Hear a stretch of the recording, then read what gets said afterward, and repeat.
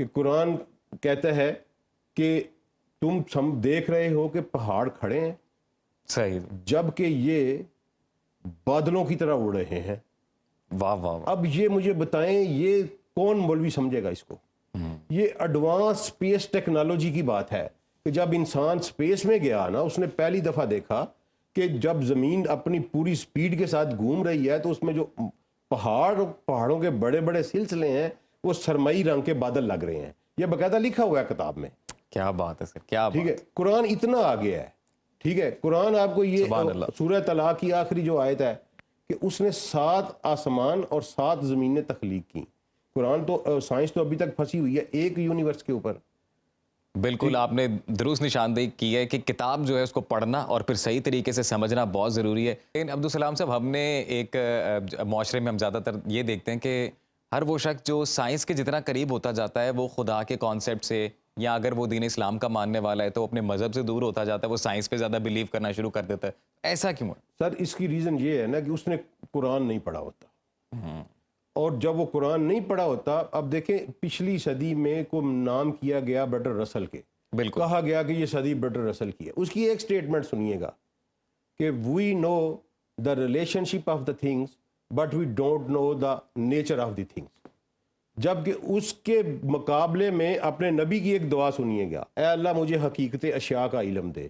یعنی محمد مصطفیٰ صلی اللہ علیہ وسلم برٹر رسل سے صدیوں آگے ہیں. واہ واہ، صدیوں آگے. تو پڑھنے والے نے صرف سائنس پڑھی، میرے جیسے نے، آپ جیسے نے جب سائنس پڑھی تو اس نے کہا. اور دوسرا یہ جو کنسیپٹ بنا دیا گیا کہ قرآن ایک مذہبی کتاب ہے. ہاں جی، ٹھیک ہے جی.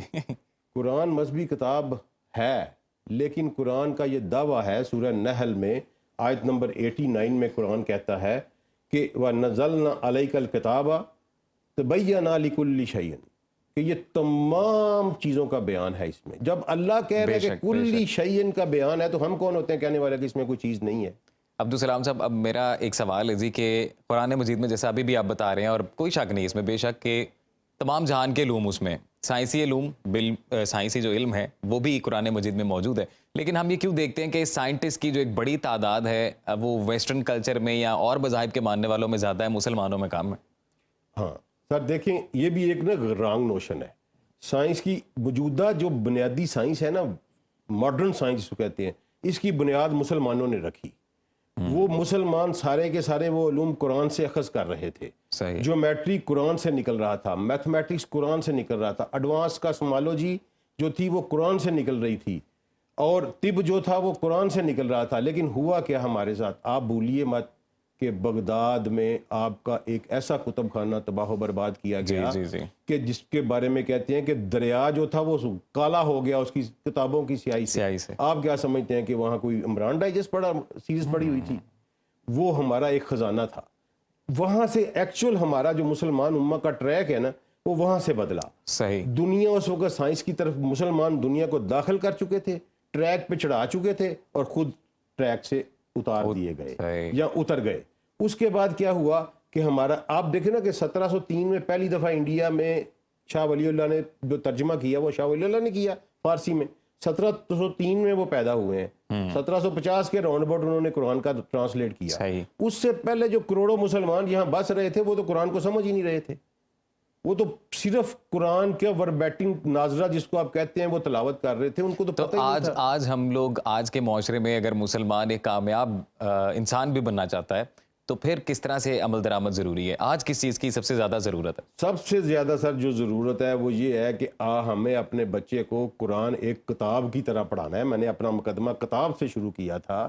آپ اپنے پلے گروپ یا نرسری کے بچے کو جس طرح قاعدہ پڑھاتے ہیں ویسے قرآن کیا آپ مجھے یہ بتائیں کہ ایک ٹیوٹر آپ نے گھر میں رکھا ہو اور آپ کے بچہ جو ہے وہ اے ایپل اور بی بیٹ والا قاعدہ نہ پڑھ سکے، مہینے بعد پتہ ہی نہ ہو سکے، کیا تو آپ اس ٹیوٹر کو کنٹینیو کرائیں گے؟ نہیں جی، بالکل آپ کبھی بھی نہیں کرائیں. لیکن آپ قرآن کے ساتھ یہ ظلم ہم کیوں کرتے ہیں کہ ہمارے آپ 2-3 سال ایک قاری آگے ہمارے بچوں کو گھر میں پڑھاتا ہے لیکن بچے کو یہ ایک لفظ نہیں پتا کہ وہ قرآن میں کیا لکھا ہوا ہے. جب تک قرآن کو کتاب نہیں سمجھیں گے اور اسی طرح کتاب نہیں پڑھیں گے جس طرح کتاب پڑھی جاتی ہے، اس وقت تک آپ کا مسئلہ حل نہیں ہوگا. اور یقین کریں کہ اگر آپ کی یہ جو جنریشن ہے یہ اتنی فاسٹ، اتنی انٹیلیجنٹ جنریشن ہے، اگر آپ نے اس کو قرآن کے اوپر چڑھا دیا تو قرآن میں ایسی ایسی چیزوں کا بیان ہے کہ آپ جس طرح میں نے آپ کو ابھی مثال دی، ایک اور میں آپ کو بتاتا ہوں کہ قرآن کہتا ہے کہ تم دیکھ رہے ہو کہ پہاڑ کھڑے ہیں صحیح، جب کہ یہ بادلوں کی طرح اڑ رہے ہیں. واہ واہ واہ. اب یہ مجھے بتائیں یہ کون مولوی سمجھے گا اس کو؟ یہ ایڈوانس اسپیس ٹیکنالوجی کی بات ہے کہ جب انسان اسپیس میں گیا نا، اس نے پہلی دفعہ دیکھا کہ جب زمین اپنی پوری سپیڈ کے ساتھ گھوم رہی ہے تو اس میں جو پہاڑوں کے بڑے بڑے سلسلے ہیں وہ سرمئی رنگ کے بادل لگ رہے ہیں. یہ باقاعدہ لکھا ہوا ہے کتاب میں. کیا بات ہے سر، کیا ٹھیک بات. ہے، قرآن اتنا آگے ہے. ٹھیک ہے، قرآن آپ کو یہ سبحان اللہ. سورہ طلاق کی آخری جو آیت ہے کہ اس نے 7 آسمان اور 7 زمینیں تخلیق کی. قرآن تو سائنس تو ابھی تک پھنسی ہوئی ہے ایک یونیورس کے اوپر.